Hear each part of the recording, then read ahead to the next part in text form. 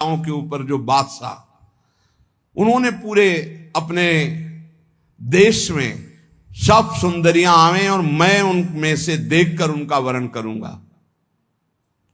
तो विश्व की सुंदरियां सब एकत्रित हुई, उनके माता पिता सब लाए, क्योंकि महाराज भर्तृहरि जी वर्ण करेंगे पत्नी रूप में।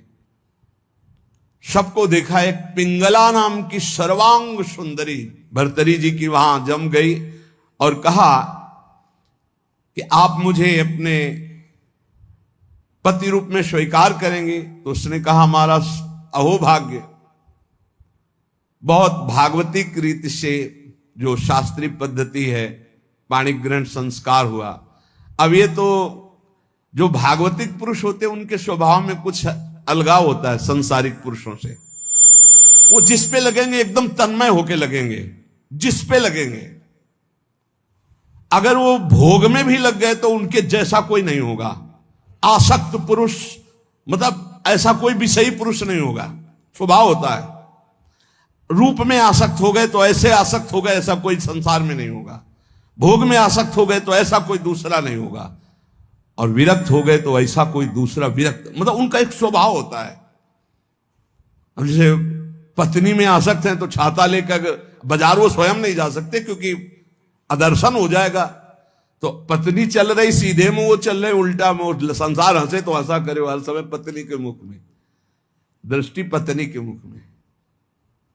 वही महाभागवत हुए, क्या नाम, धनुर्दास जी, क्या नाम था, धनुर्दास जी नाम था। बहुत बड़े महापुरुष हुए फिर, क्योंकि वो सीधा आसक्ति रंगनाथ जी से।